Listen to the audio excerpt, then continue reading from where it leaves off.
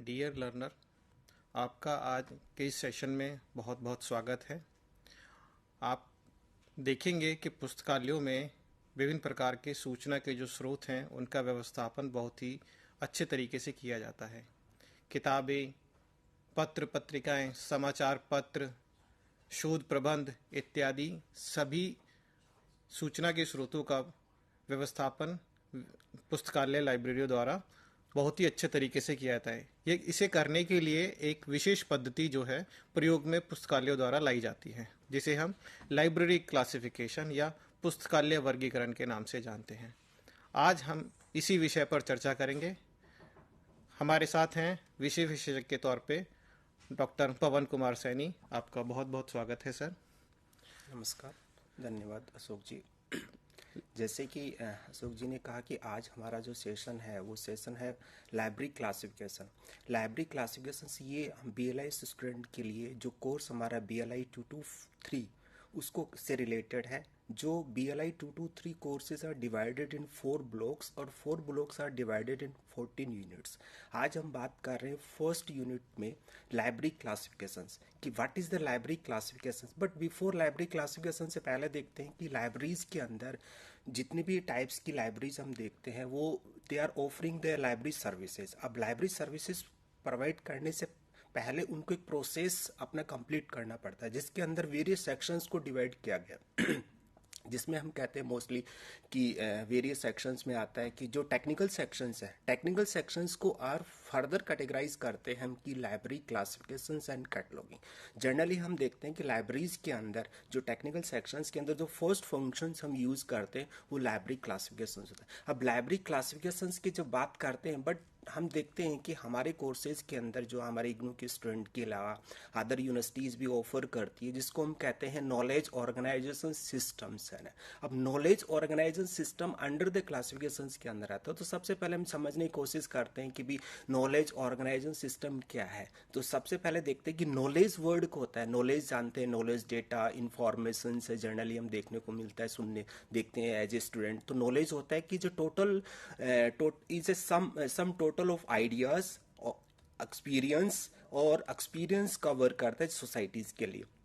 Knowledge को हम categorise कर सकते हैं कि दे आर सब्जेक्टिव नॉलेज और हो सकता है कि वो ऑब्जेक्टिव नॉलेज तो डिवाइड कर सकते हैं। इसके अलावा उसका सेकंड वर्ड हम यूज करते हैं कि ऑर्गेनाइजेशन सिस्टम्स है ना। ऑर्गेनाइजेशन सिस्टम्स का मतलब यहाँ पर हम यूज करते हैं कि how to organise this things है ना। तो जनरली हम देखने होते हैं कि लाइब्रेरीज के अंदर जो हम सिस्टम्स जो फॉलो करते हैं जिसमें ऑर्गेनाइजेशन सिस्टम यूज करते हैं किस प्रकार से इंफॉर्मेशन को ऑर्गेनाइज करना है, जिसके अंदर हम यूज करेंगे क्लासिफिकेशन, लाइब्रेरी क्लासिफिकेशन। अब जनरली हम कहते हैं कि जो नॉलेज ऑर्गेनाइजेशन है वो एक एक्टिविटीज है, सच काइंड ऑफ एक्टिविटीज जिसके अंदर document descriptions, indexing, classification perform in libraries, databases, archives, other type of institutions कि ये किसके द्वारा किया जाता है। जनरली हम देखते हैं कि जो लाइब्रेरियन है, जो इंस्टीट्यूशंस में लाइब्रेरियन है या आर्काइव्स है अदर इंस्टीट्यूशंस में, या हम कह सकते हैं कि सब्जेक्ट स्पेशलिस्ट है, या जैसे लाइक कह सकते हैं कि बाय द कंप्यूटर अल्गोरिथम है, वो भी इस नॉलेज ऑर्गेनाइजेशन की सिस्टम्स की बात करते हैं। इसके अलावा हम देखते हैं कि नॉलेज ऑर्गेनाइजेशन सिस्टम जो नॉलेज ऑर्गेनाइजेशन फैसिलिटेट है किसको है, नॉलेज ऑर्गेनाइजेशन सिस्टम को। Knowledge organisation system emphasise all type of schemes organizing informations promoting knowledge management such as you can say library classifications, gazette या databases या taxonomy, thesauri या other ontology। there are simply कहते हैं कि systems है जिसमें हम जो library sciences के एज ए library courses में पढ़ाते हैं कि library classifications भी हम देखने को मिलती है जिसके various schemes होती है, वो आगे हम डिस्कस करेंगे। बट आज टॉपिक हम कवर करें कि library classification।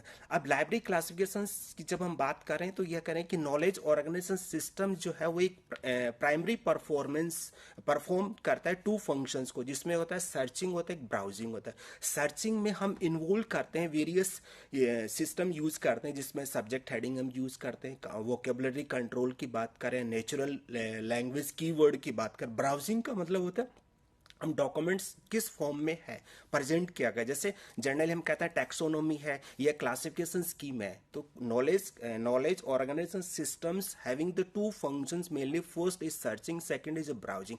ब्राउजिंग के अंदर हम एग्जांपल्स देखने होता है टैक्सोनॉमी और लाइब्रेरी क्लासिफिकेशन स्कीम।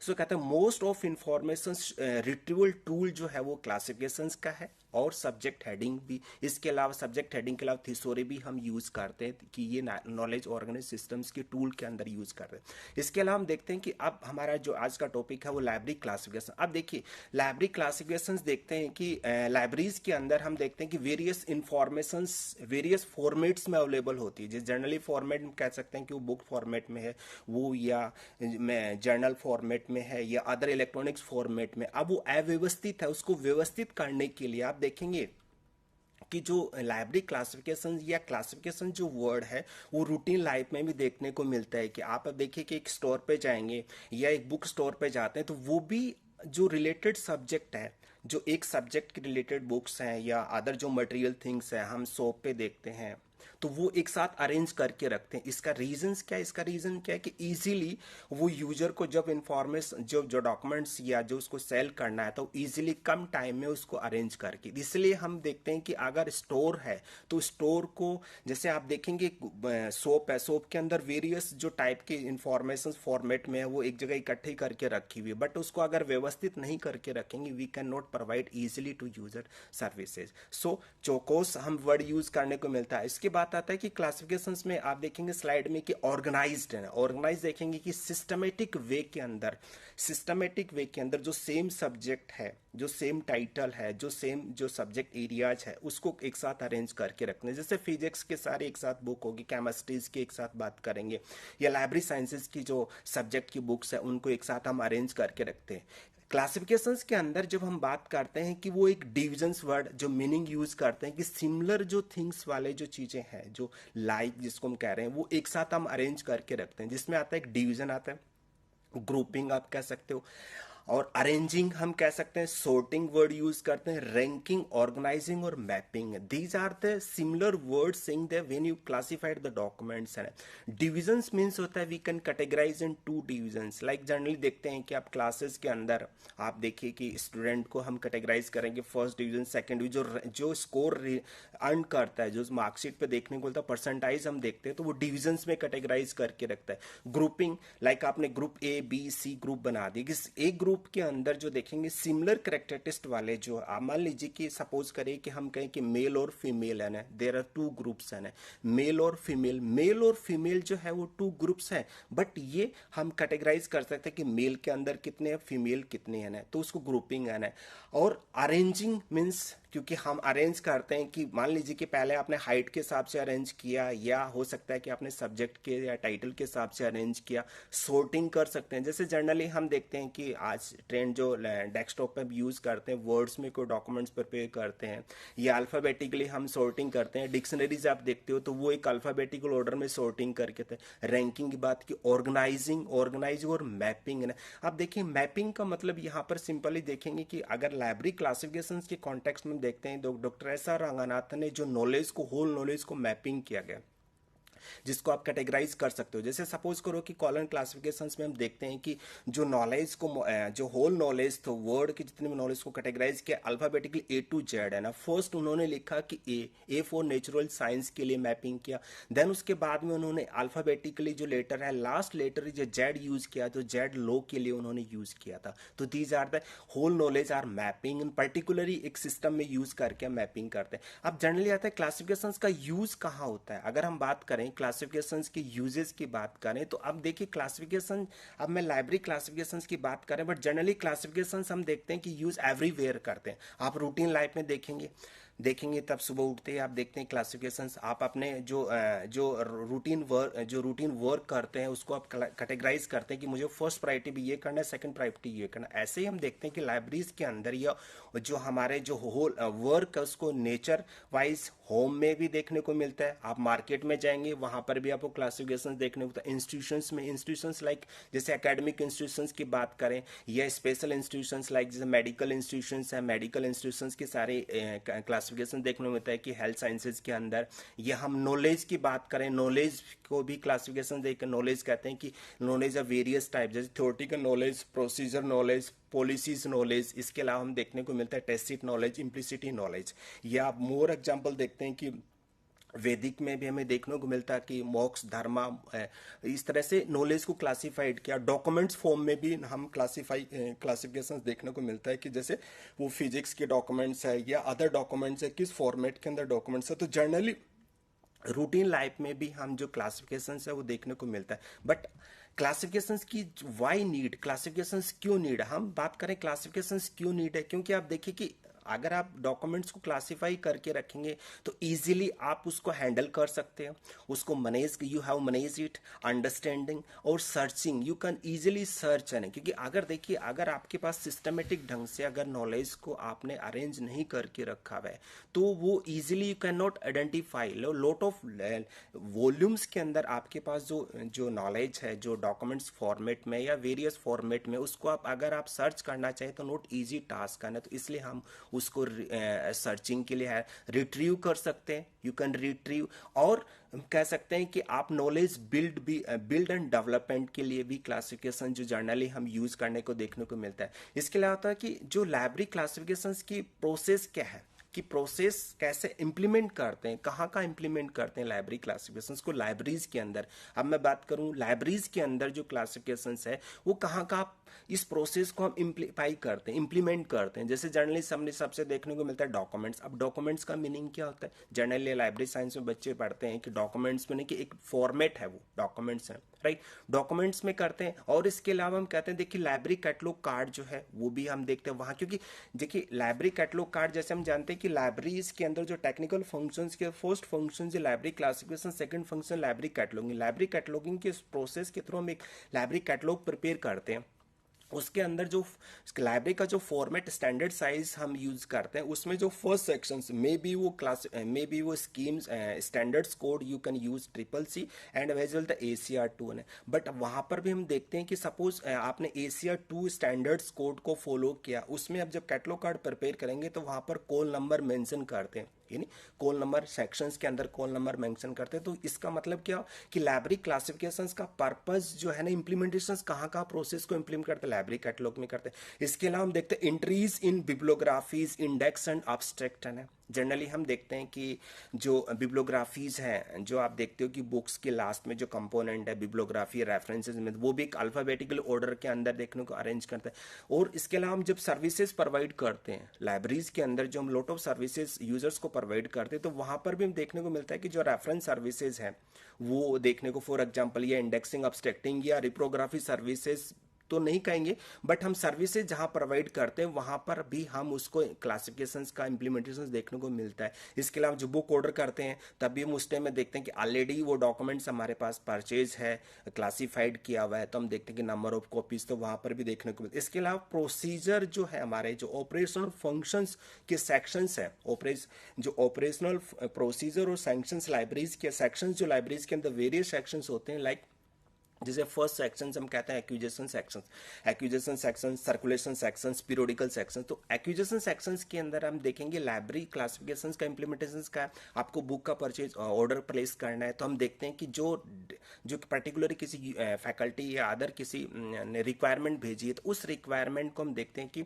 ऑलरेडी वो डॉक्यूमेंट्स अवेलेबल है या नहीं है। तो वो कहाँ से पता चलेगा, जब आपने डॉक्यूमेंट्स को क्लासीफाई कर रखा है इजीली, तो ऑर्डर प्लेस करना एक्विजिशंस में हेल्प करता है।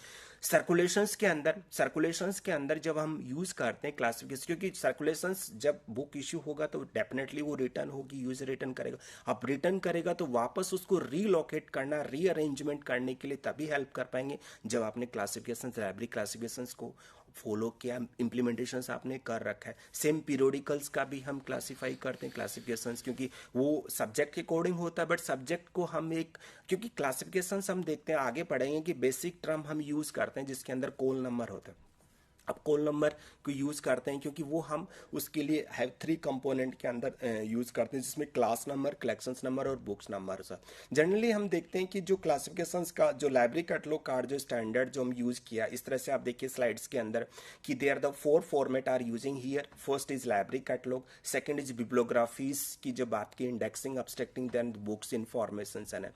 सो क्लासिफिकेशंस का यूजेस की बात करते हैं कि we can identify, first is collections, unable to browsing, locations, tools and all, क्योंकि classifications is a long process, it is a browsing tool are saying, the locating tool है, retrieve कर सकते हैं, mechanism arrangement है ना, mechanism arrangement here इसमें it means use करते हैं कि जब हम बुक्स को रीअरेंज कर रहे होते हैं, एक मैकेनिज्म होगा आपका, कैसे अरेंज करो, otherwise lot of books return होगी, यूजर इश्यू रिटर्न कराएगा, कैसे अरेंज करेंगे।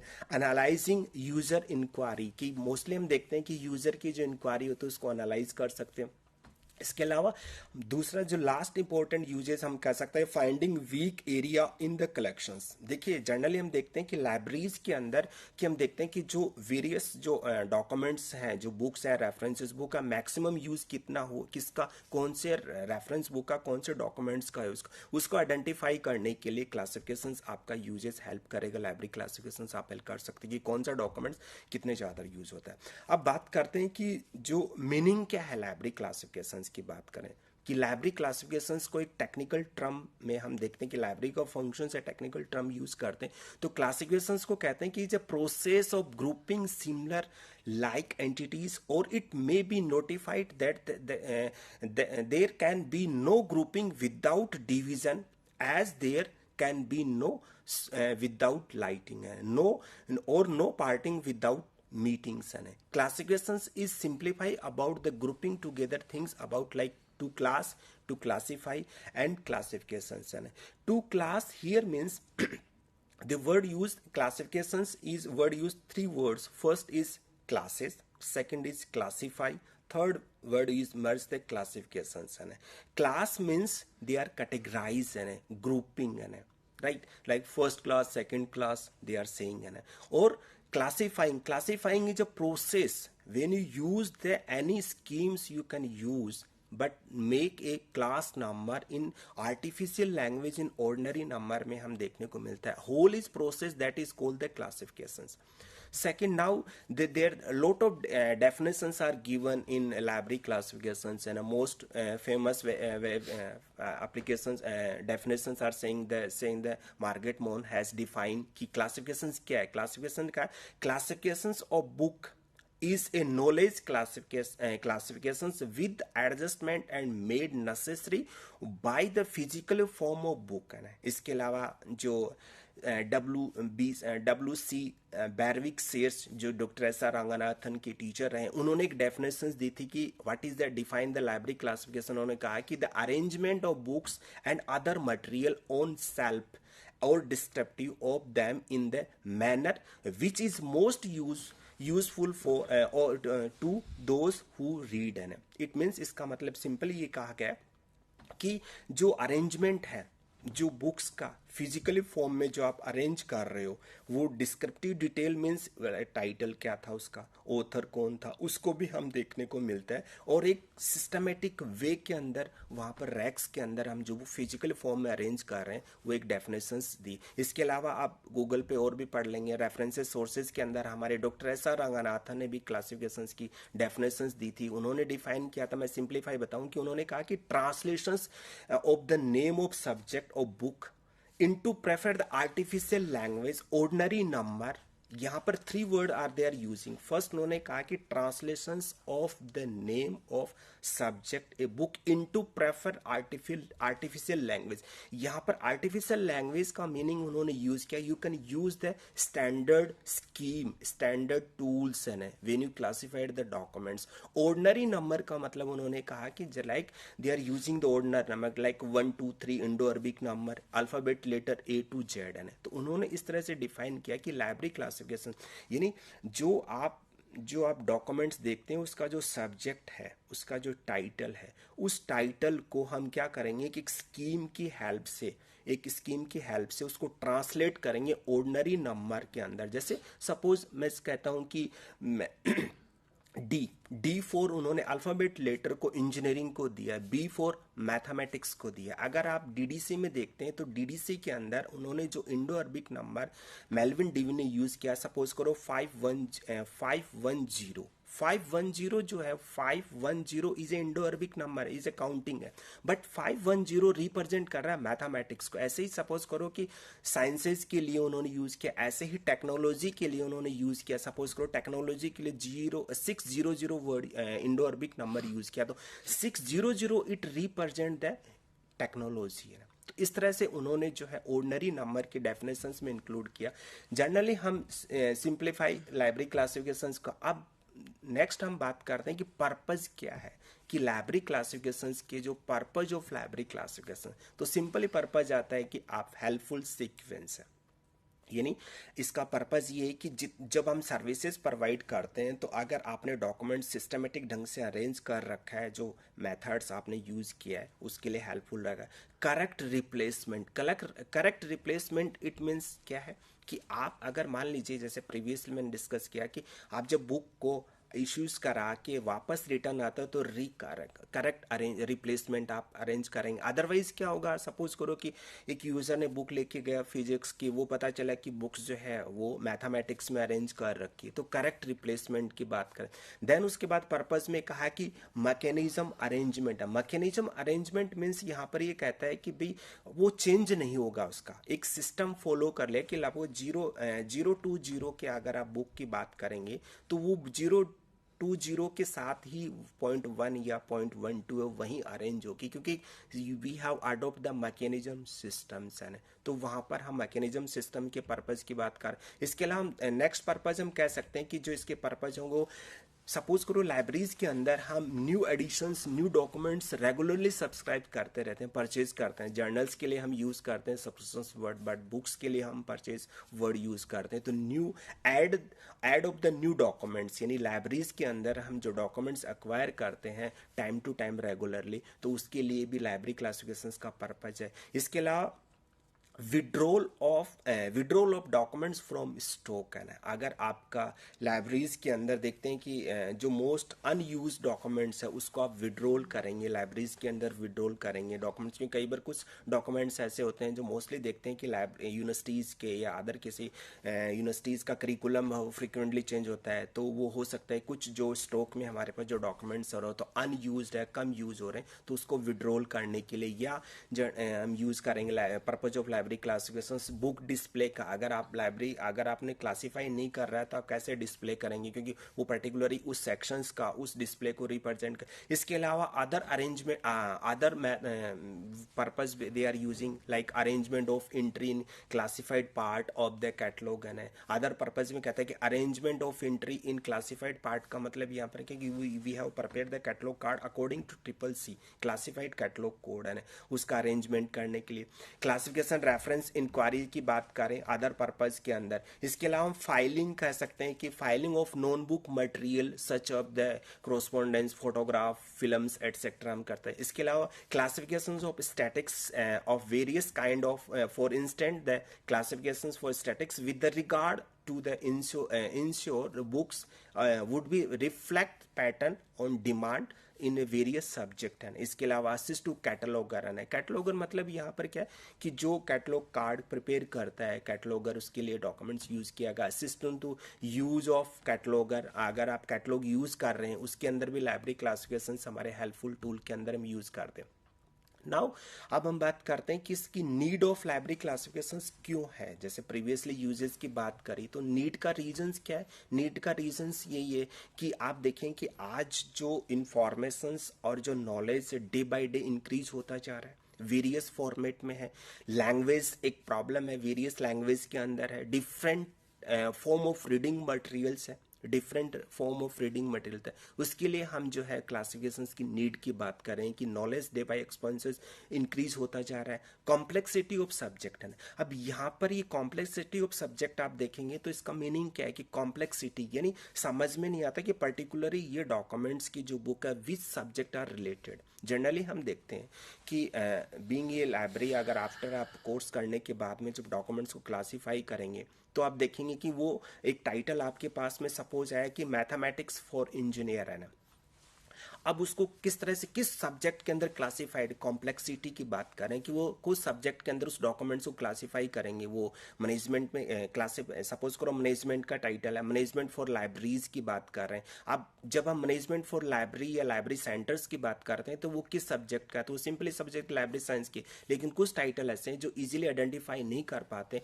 उसके लिए हम प्रेफर क्या करें कि डॉक्यूमेंट्स को जब क्लासिफाई करें कि we can not easily identify, तो उस टाइम हम देखते हैं कि उसकी जो कंटेंट क्या है, वो किस ऑथर ने लिखा है, किस ऑथर का स्पेशलाइजेशन एरियाज क्या था, तो उससे उससे हम एनालाइज करके उसको सब्जेक्ट को, इवन आप देखेंगे कि जो हमारे स्कीम्स हैं, वेरियस स्कीम्स हैं, जैसे कॉलन क्लासिफिकेशन की बात करो, डीडीसी की बात करो, तो वहाँ पर भी जो कॉम्प्लेक्स सब्जेक्ट के लिए बनाने के लिए वेरियस इंस्ट्रक्शंस मिलते हैं, वेरियस मैथड्स मिलते हैं। अगर क्लासिफिकेशन की बात करें तो वहाँ पर फेज रिलेशंस की, कॉलन क्लासिफिकेशन में फेज रिलेशंस की बात की कि कॉम्प्लेक्स सब्जेक्ट की अगर टाइटल है तो आप किस तरह से आपको क्लासिफाई करना है डॉक्यूमेंट्स को, तो ये नीड के हैं किस प्रकार से हम इसको डॉक्यूमेंट्स को क्लासिफाई करेंगे।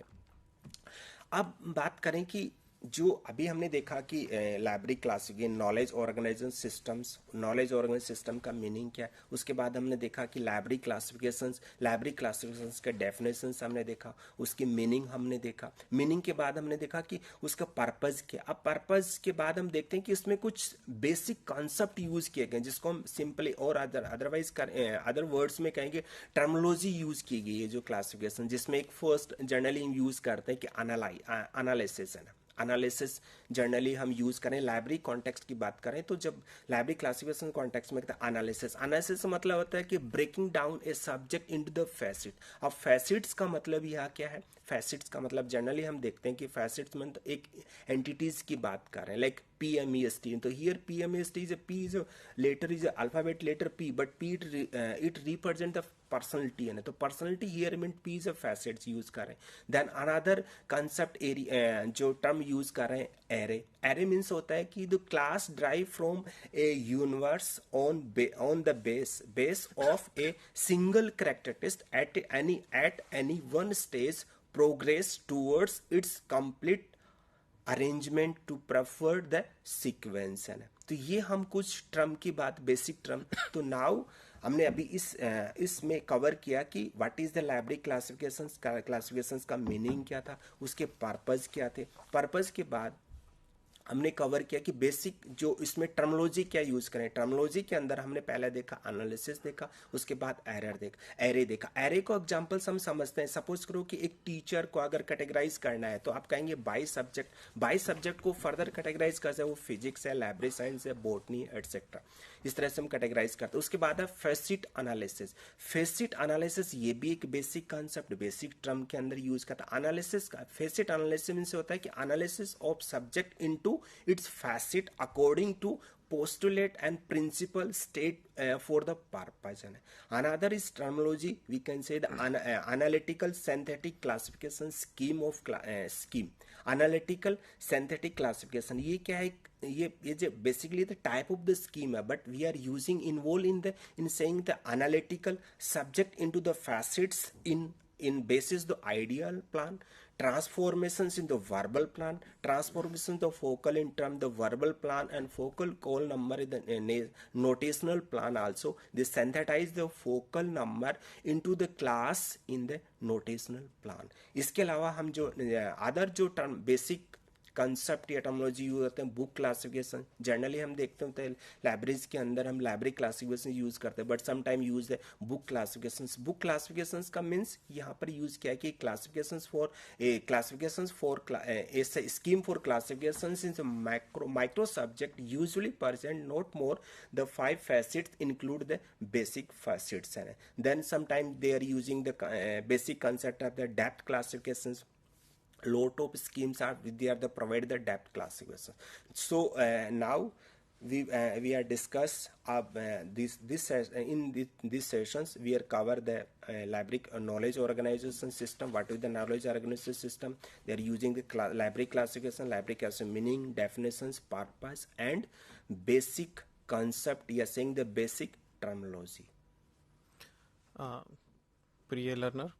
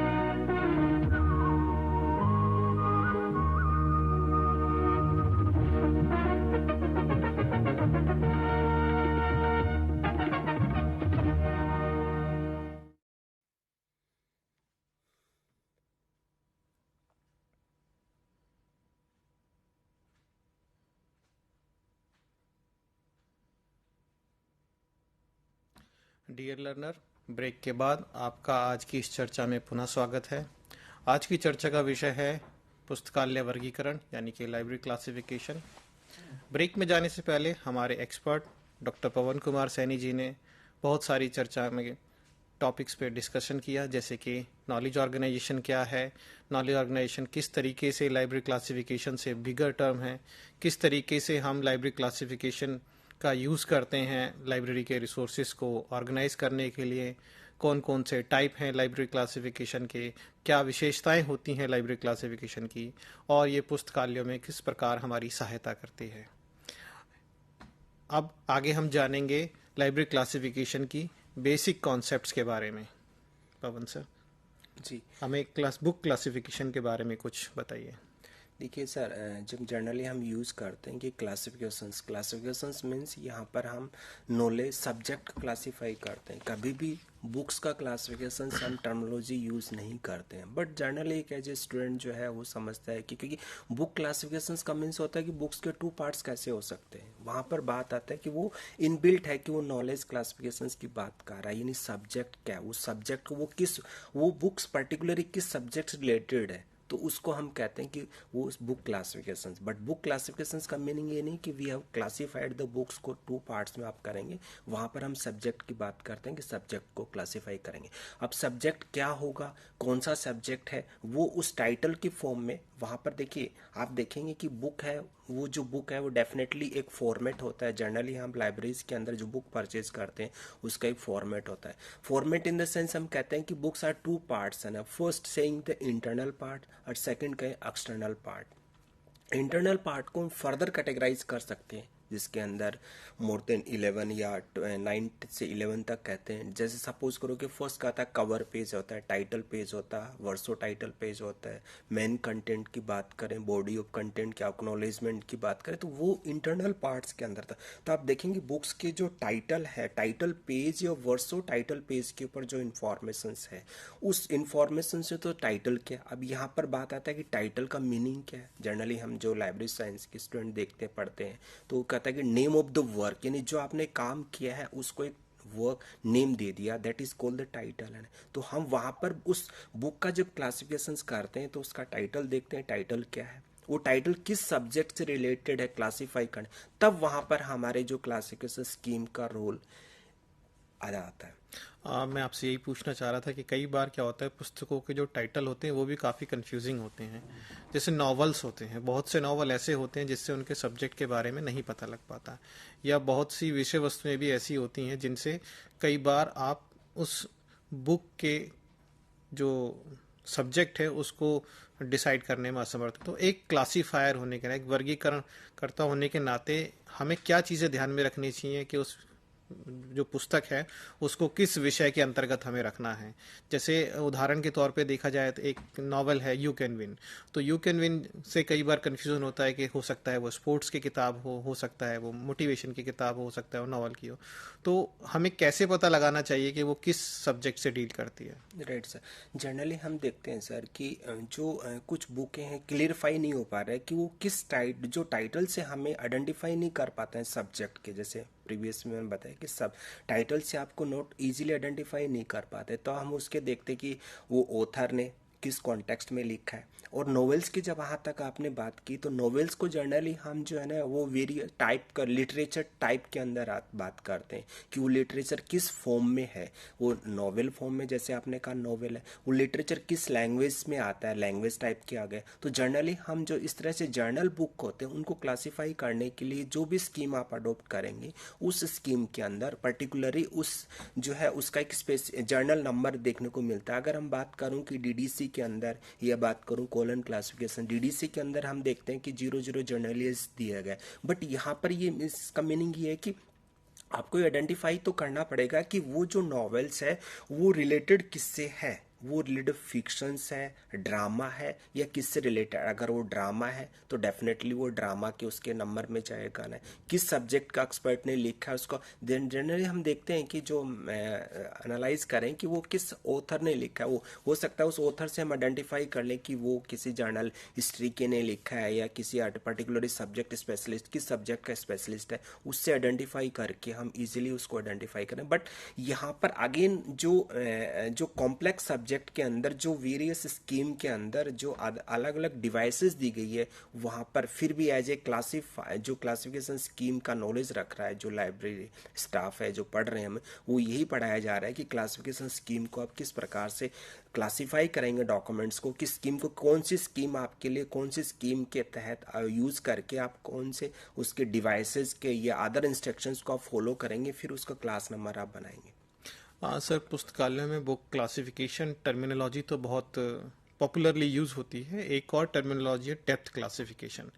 थोड़ा इस पे प्रकाश डालिए, ये किस प्रकार पुस्तकालय में प्रचलित है? बेसिकली सर, डेप्थ क्लासिफिकेशंस के अंदर हम कहते हैं कि जो माइक्रो कहते हैं कि जैसे सब्जेक्ट होता है मैन, और माइक्रो की बात करें कि जो सूक्ष्म सब्जेक्ट तक उसको क्लासिफाई करके पर्टिकुलर किस से रिलेटेड रिप्रेजेंट करेंगे लार्ज ऑफ नंबर। जैसे हम देखते हैं कि जो क्लासिफिकेशन डेप्थ क्लासिफिकेशन स्कीम की बात करते हैं, जो एग्जांपल्स लेते हैं जो क्लासिफिकेशंस के अंदर, उसको हम कहते हैं कि यूडीसी है।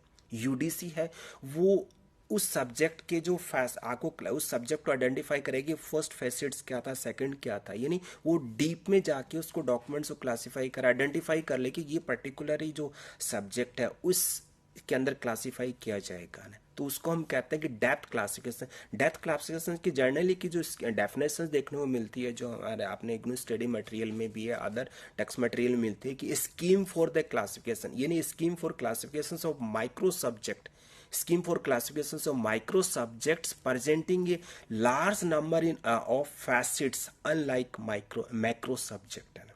जनरली ये देखने को मिलते हैं हमें कि डेप्थ क्लासिफिकेशंस की मीनिंग डेफिनेशंस है ना।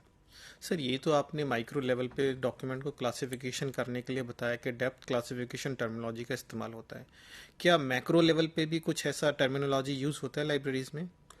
जनरली यूज कर सकते हैं आप कि भी मैक्रो लेवल के ऊपर, क्योंकि जनरली देखते हैं कि जब आपको डेप में जाने की जरूरत नहीं, इजीली आइडेंटिफाई कर रहे हैं फिजिक्स है, साइंसेज है या केमिस्ट्री है, तो वो आपका मैक्रो लेवल कह सकते हैं उसको ना। तो जो हम यूनिवर्सल क्लासिफिकेशन की बात करते हैं, क्या ये इसी का एक प्रकार है? हाँ जी हाँ, उसको एज वेल एज द हम डेप्थ क्लासिफिकेशंस भी कह सकते हैं उसको। अच्छा। सर, एक जैसे पुस्तक है, किसी भी पुस्तक को लाइब्रेरी में जब हम यूजुअली हम रिकॉल करते हैं तो हम कॉल नंबर के नाम से रिकॉल करते हैं। जी, कॉल नंबर क्या होता है?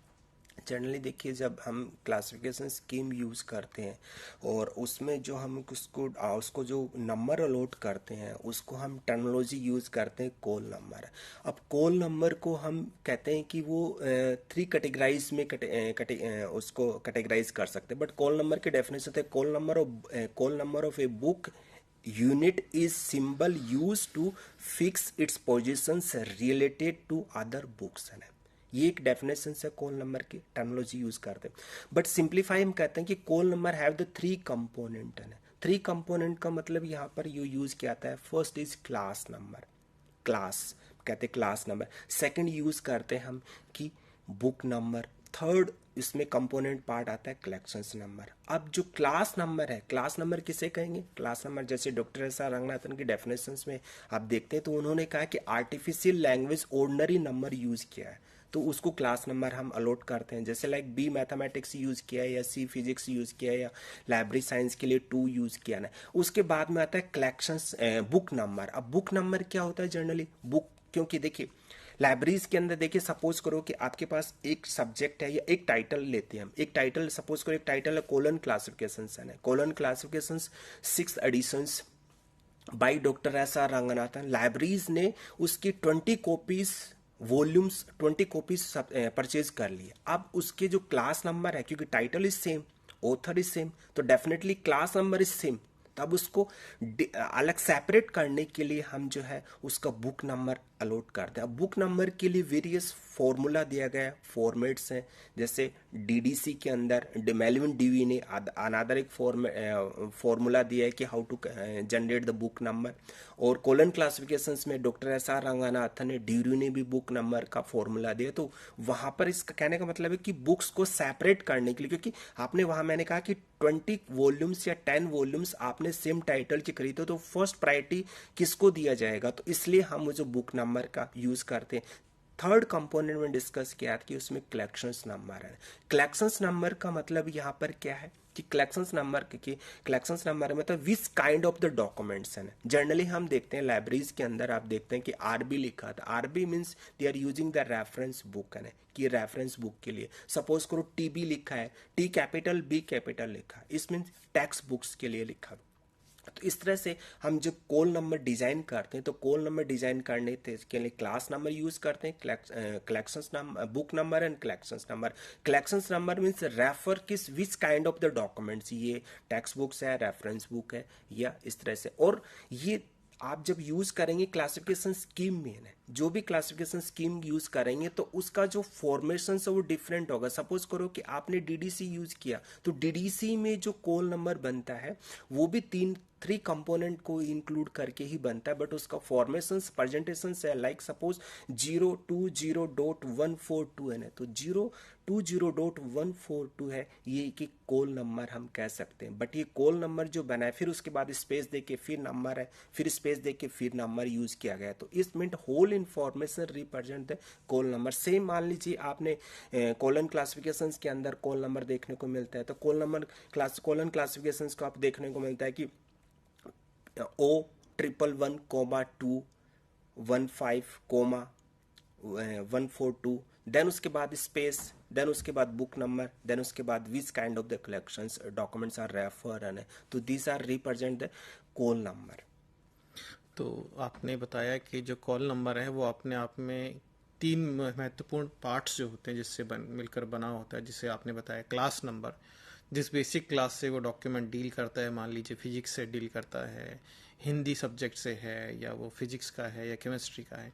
Then comes book number and collection number. तो बुक नंबर आपने बताया कि जो ऑथर नंबर होता है उससे हम क्रिएट करते हैं to fix the location of the document on the shelf, and then collection number represents to which collection it belongs, reference book है, टेक्स्ट बुक है।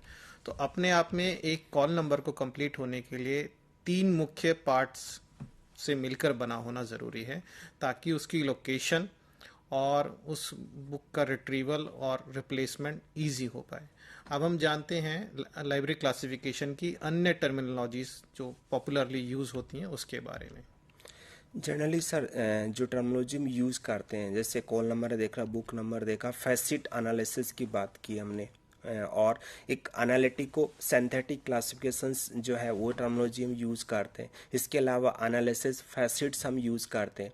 तो these are the few terminology है जो हम यूज़ करते हैं। और इसके अलावा देखें कि जो क्लासिफिकेशन स्कीम जो बनती है वो क्लासिफिकेशन स्कीम इस तरह से बनती है कि वो यूज़फुल हो, वो किसके यूज़फुल हो, वो क्लासीफायर जो डॉक्यूमेंट्स को क्लासीफाई उसके लिए भी ईजी हो, और जो डॉक्यूमेंट्स को जब हम सर्चिंग करें, क्योंकि देखिए यूजर आज जब जनरली हम देखते हैं कि अगर आपने क्लास नंबर, सपोज करो कि आपने कोई स्कीम यूज़ की, डीडीसी यूज़ की, तो उसमें आप क्लास नंबर आपने मेंशन किया, अगर वो कॉल नंबर जो मेंशन किया आपने कॉल नंबर, उसमें अगर यूज़र ने एक पॉइंट या एक नंबर मिस कर दिया मेंशन करते समय, सर्च करते समय, तो आप पूरी लाइब्रेरी में ढूंढते रहेंगे, वो नहीं मिलेगा ना। तो इस तरह से हम देखते हैं कि जब मेंशन करते हैं तो जो नोटेशंस यूज़ करते हैं, जो नोटेशंस वर्ड एक जो हम कहते हैं कि अदर एक जो उसका टर्मिनोलॉजी यूज़ करते हैं नोटेशंस। अब नोटेशंस क्या होता है जनरली, नोटेशंस हम कहते हैं अंकन, जिसको हिंदी में कहते हैं कि आप कोई भी स्कीम यूज़ करेंगे तो उसमें they are represent the notations है ना। जैसे मैंने कहा कि डेफिनेशंस में आपको प्रीवियसली कहा कि ऑर्डिनरी नंबर की बात करें तो ordinary number they are using the Indo Arabic जो यूजर समझ के तो नोटेशंस यूज़ करते हैं। नोटेशंस भी एक टर्मिनोलॉजी है। तो नोटेशंस को फिर फर्दर कैटेगराइज कर सकते हैं। लाइक एक होता है कि जो मोस्टली स्कीम यूज़ करती है प्योर नोटेशंस हो सकता है या मिक्स नोटेशंस हो सकता है। अब प्योर नोटेशंस मीन्स होता है वो single type of characters they are using है ना, लाइक सपोज अल्फाबेट लेटर हम यूज कर रहे हैं A to Z है ना, that is a single type of notations है ना। लेकिन I am saying about the zero Indo Arabic number 0 to 9, तो 0 to 9 और अनदर इज लाइक द जो कनेक्टिव सिंबल्स में हम कनेक्टिव सिंबल्स यूज करते हैं या अदर सिंबल्स यूज करें like comma, colon, semicolon, ये जो these are the different type of the connective symbols, इनको मिक्स, इनको सबको इंक्लूड कर लिया, that is a called the mix notations है ना। Notation two type, first is pure notation, second is there the mix notations. अब notation इसलिए कहते हैं कि ऐसे स्कीम यूज करें जिससे यूजर को इजीली वो मेंशन करे, तो उसको याद करने की जरूरत नहीं, क्योंकि वो एक हेल्पफुल टूल के रूप में आपके लिए हेल्प करेगा ना जी। सर, आपने जैसे बताया कि नोटेशन दो तरीके की होती है, एक प्योर नोटेशन और मिक्स नोटेशन। तो प्योर नोटेशन में हम सिंपली एक ही प्रकार के जो नोटेशंस हैं उसका इस्तेमाल करें। जैसे आपने बताया कि या तो अंकों का ही इस्तेमाल होगा या शब्दों या जो अल्फ़ाबेट्स हैं, अक्षर हैं, उनका इस्तेमाल होगा। और अगर उन दोनों का इस्तेमाल हो रहा है तो वो मिक्स नोटेशन का प्रकार है।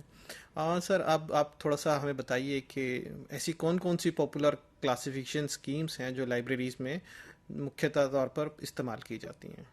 देखिए, अगर हम थोड़ा सा पढ़ें कि लाइब्रेरी क्लासिफिकेशन की स्कीम को कैटेगराइज भी किया गया, स्कीम्स जो पद्धतियां जो बनाई गई थी। पद्धति का मतलब यहाँ पर क्या है कि आप एक डॉक्यूमेंट्स को, चाहे वो वेरियस फॉर्मेट, उसको क्लासिफाई करोगे तो उसके लिए कोई स्टैंडर्ड कोड होना चाहिए आपको ना।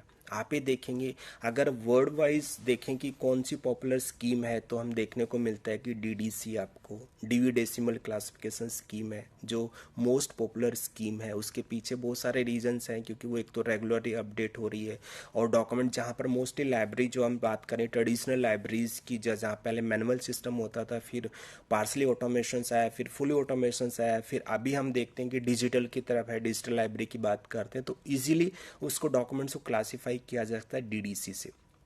तो देखेंगे DDC है वो, अगर अब DDC स्कीम है, ऐसे ही अगर मैं कहूँ कि इंडियन स्कीम जो है वो कौन सी है, तो इंडियन स्कीम का नाम आता है कि डॉक्टर SR रंगनाथन ने कोलन क्लासिफिकेशन स्कीम जो बनाई थी, वो इंडियन स्कीम की बात करें। इसके अलावा और भी स्कीम्स है, लाइक लाइब्रेरी ऑफ कांग्रेस की बात करें, या सब्जेक्ट क्लासिफिकेशन स्कीम की बात करें, एक्सपेंसिव क्लासिफिकेशन स्कीम की बात करें, या UDC क्लासिफिकेशन स्कीम, तो लॉट ऑफ स्कीम्स है, but DDC he most popularly use हो रही है। उसके पीछे वेरियस रीजन, जैसे मैंने कहा कि एक तो ये इजीली आप यूजेस के हिसाब से भी, क्योंकि आप देखिए कि अगर आप DDC को अगर आप पढ़ते हैं, हिस्टोरिकल उसका बैकग्राउंड देखेंगे, तो वो देखते हैं कि 42 या 40 पेजेस से स्टार्ट हुई है DDC। जो फर्स्ट एडिशंस निकला था वो 1876 के अंदर मैलिन डीवी, जो ही वाज असिस्टेंट लाइब्रेरियन, जो ने एक स्कीम बनाई, तो वो 42 या 44 पेजेस से देखने को मिलता है। नाउ आप देखेंगे तो वो 40,000 के आसपास पर है। फर्स्ट एडिशंस निकला था 1876 में, और आप देखेंगे जो इग्नू हम जो पढ़ा रहे हैं बच्चों को, 19 एडिशंस पढ़ा रहे हैं कोर्स हमारे इसमें। लेकिन देखेंगे कि जो 23rd एडिशन जो है वो 2011 के अंदर इंट्रोड्यूस किया, वर्जन्स आया था।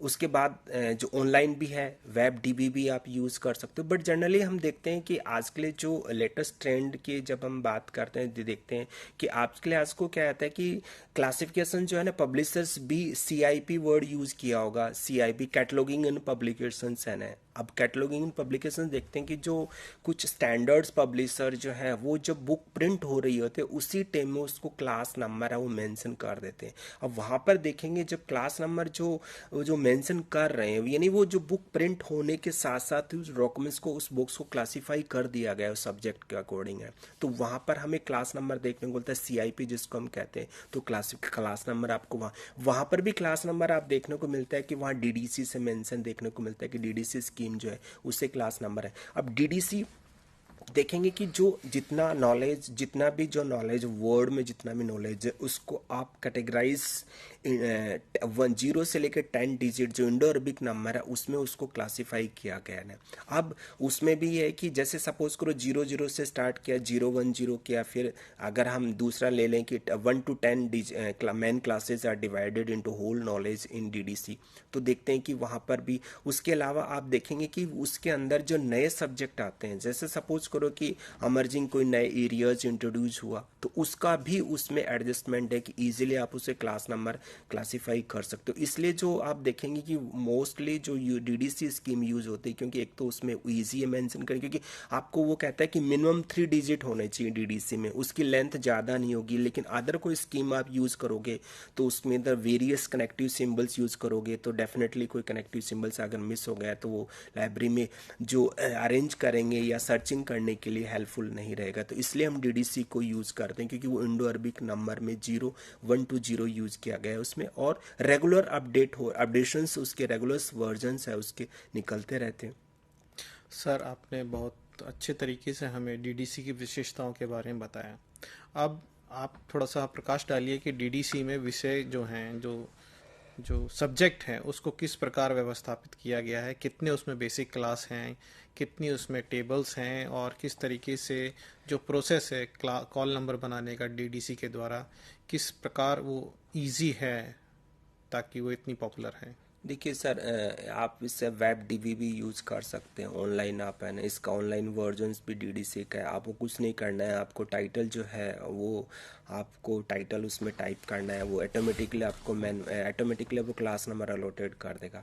अब बात कही कि आपने इसके अगर फीचर्स की बात करें जो मैंने छोड़े हैं कुछ, लाइक फीचर्स में हम कह सकते हैं कि डीडीसी रेगुलर अपडेट निकलता है, इसमें टेबल्स यूज़ होती है। अब टेबल्स की जब बात करते हैं कि देखिए अगर डीडीसी को हम फिजिकल फॉर्म में बच्चों को दिखाएं कि भी डीडीसी का कितने वॉल्यूम्स में है, तो जनरली आप देखते हैं कि डीडीसी जैसे जैसे एडिशंस निकलता गया वैसे वैसे मैंने कहा कि पेजेस 42 से आप देखोगे अब 1000 में जा रहा है, उसका पेजेस जो है वो इंक्रीज होता है। तो आप देखेंगे 23rd एडिशन जो है वो अगर आप देखेंगे तो वो 4 वॉल्यूम्स में है। और 4 वॉल्यूम्स में या DDC are divided in 4 volume according to 23rd edition. पर अगर सेम ये मैं कहूँ कि 19 एडिशन जो है 3 वॉल्यूम्स में। अब वॉल्यूम्स मीन्स कि क्योंकि देखिए वॉल्यूम्स में फर्स्ट वॉल्यूम में उन्होंने क्या दिया, फर्स्ट वॉल्यूम में दिया कि टेबल्स और मैनुअल है ना, किस तरह से आपको डीडीसी यूज करना है उसके लिए। सेकंड वॉल्यूम में उन्होंने दिया है शेड्यूल। अब शेड्यूल भी क्या उन्होंने कहा, आपने कहा क्लास नंबर है ना, क्लास नंबर उन्होंने स्टार्ट किया कि आप ही मान के चले कि 001 से लेके स्टार्ट किया या 10 से स्टार्ट किया, 00 से स्टार्ट करके वो 900 तक 90999 तक लेके जा रहे हैं। तो अब वहाँ पर जब 00 से स्टार्ट करके वो 999 तो डेफिनेटली एक वॉल्यूम्स में नहीं आएगा। तो शेड्यूल आर अगेन 2 पार्ट्स है। द फर्स्ट पार्ट में शेड्यूल के क्लास नंबर मेंशन किया गया है वो 599 तक का है। देन सेकंड जो शेड्यूल जो है उसका यानी DDCR 20 according 23rd editions according to 23rd edition there are 4 volumes.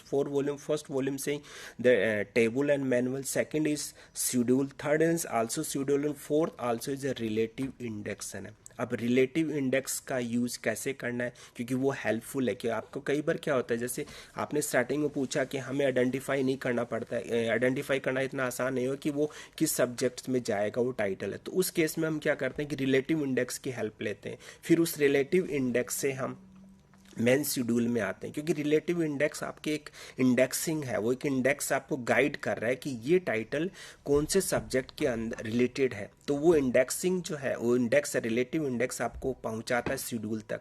अब शेड्यूल में भी जाना इसलिए स्टूडेंट को हम सिखाते हैं कि आपको जरूरी है कि आपको वेरीफाई करना है कि वो पर्टिकुलरली जो रिलेटिव इंडेक्स में जो नंबर जो आपने इंडिकेट किया है वो पर्टिकुलरली उस शेड्यूल में है या नहीं। फिर शेड्यूल के अंदर हम उसमें देखते हैं कि वो किस नंबर क्या मेंशन किया है, उसके सब डिविजन सब सेक्शंस। अगर आप देखेंगे मेन क्लासेस उसके बाद में आपका आता है कि डिवीजन, उसके बाद सब डिविजन्स की बात करें, फिर सब सेक्शंस की बात करें, उस हिसाब से हम उसको देखते हैं कि ये एक्यूरेट क्लास नंबर होगा तो हम डीडीसी को हम यूज़ कर सकते हैं। डीडीसी एक दूसरे का कि ईजिली आप यूज़ कर सकते हो, अगेन आई रिपीट कर रहा हूँ कि ईजिली आप यूज़ कर सकते हो। क्योंकि आपको अगर कुछ भी नहीं आ रहा है तो आप रिलेटिव इंडेक्स की हेल्प ले लीजिए। बट एज ए स्टूडेंट हम ये नहीं कहते हैं कि आपको रिलेटिव इंडेक्स क्या आता है। एज ए लाइब्रेरियन अगर आप वर्क क्लासीफाई कर रहे हैं तो हम उसको हेल्प ले सकते हैं कि आप उसको रिलेटिव इंडेक्स से आप उसको हेल्प के थ्रू आप क्लास नंबर बना सकते हैं डीडीसी को यूज़ करते हैं। सर, ये तो क्लासिफिकेशन स्कीम की बात रही। ऐसे कौन से और टूल हैं जो एक क्लासिफायर को ध्यान में रखने पड़ते हैं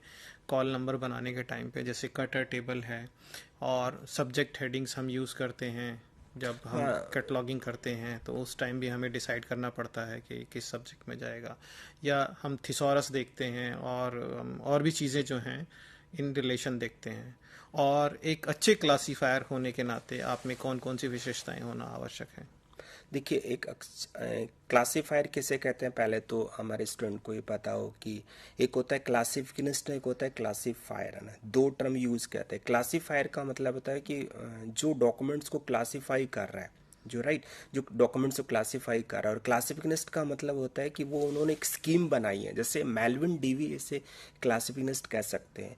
और क्लासिफायर आप या मैं हो सकते हैं कि डॉक्यूमेंट्स को क्लासिफाई कर रहे हैं। आप डेफिनेटली आपको क्लासिफायर को क्या क्या करेक्टरिस्टिक होने चाहिए, उसको कितना नॉलेज होगा, डेफिनेटली उसको स्कीम का अबाउट स्कीम के बारे में उसको डेप्थ नॉलेज होना चाहिए, उसको थ्योरेटिकल पढ़ा हो एज वेल तो उसका प्रैक्टिकल उसने काम किया हो।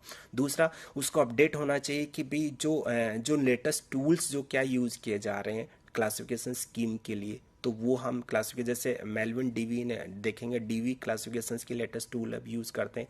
वेब डीबी भी यूज़ कर सकते हैं, ऑनलाइन सीडी के फॉर्म में भी आपको मिल जाता है स्कीम जो। इसके अलावा हम देखते हैं कि उसको सब्जेक्ट का थोड़ा सा भी एक्सप्लोर करना पड़े। कई बार क्या होता है कि जो क्लासिफायर होता है वो इजीली आइडेंटिफाई, जैसे आपने कहा प्रॉब्लम आती है, तो हम क्या करते हैं कि सब्जेक्ट्स जो एक्सपर्ट्स होते हैं उनसे हम जो है वो व्यू जान सकते हैं कि ये डॉक्यूमेंट्स किस सब्जेक्ट में आएगा। जी, बहुत बहुत धन्यवाद सर, आपने आज हमें क्लासिफिकेशन के संबंध में बहुत सारे महत्वपूर्ण तथ्यों से अवगत कराया। Knowledge organisation, library classification, basic terminology किस प्रकार से लाइब्रेरीज में यूज़ होती है उसके बारे में बताया। क्लासिफिकेशन स्कीम्स के विभिन्न प्रकारों के बारे में भी बताया, और क्लासिफिकेशन की क्या विशेषताएं होती है, कौन कौन सी पॉपुलर स्कीम्स हैं जो लाइब्रेरीज में यूज़ हो रही हैं, क्लासीफायर को किस तरीके से ध्यान रखनी चाहिए, विशेष प्रकार की सावधानी बरतनी चाहिए क्लासिफिकेशन के टाइम में करते समय। अपने विचार लाइब्रेरी क्लासिफिकेशन विषय पर साझा करने के लिए बहुत बहुत धन्यवाद। नमस्कार। नमस्कार।